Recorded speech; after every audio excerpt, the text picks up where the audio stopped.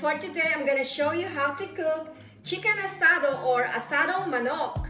This is a very easy recipe which your family will surely love. So come on guys, come cook with me.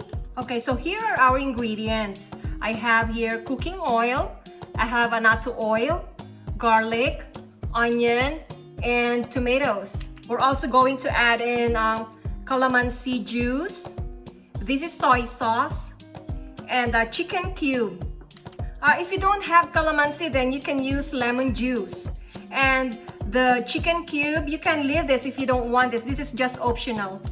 Okay, so this is 1 pound of chicken and potatoes, ground black pepper, and fish sauce to taste.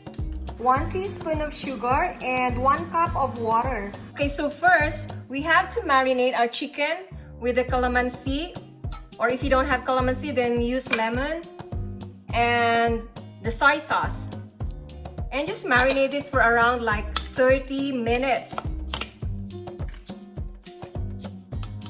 Okay, so first we're going to put some cooking oil on our pan. And what we're going to do is we're going to fry our potatoes first.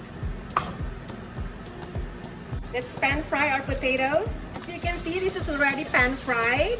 So let's put this on a bowl for later. And then next is we're going to pan fry our marinated chicken. Here's the chicken that we marinated for 30 minutes. Okay. Let's pan fry the chicken.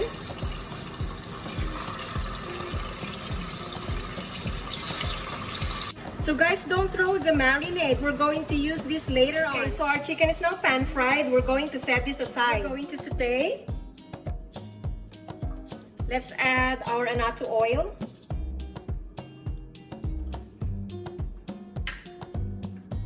Onions. And garlic.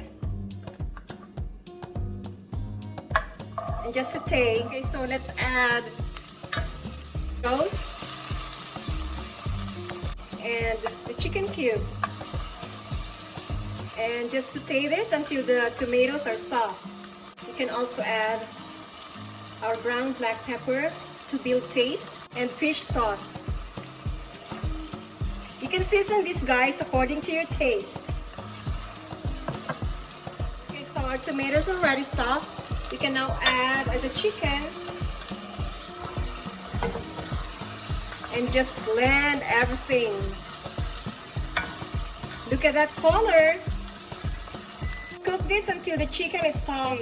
Now guys, we can now add the marinade earlier. Okay, so let's add 1 cup of water. And let's wait for our chicken to get soft. Okay, so let's add now our sugar.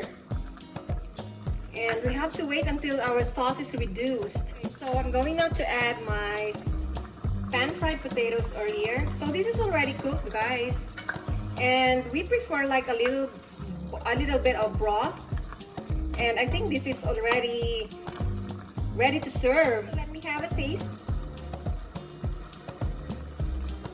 And this is just so perfect. So let's see it. And this is now our chicken asado, cooked to perfection.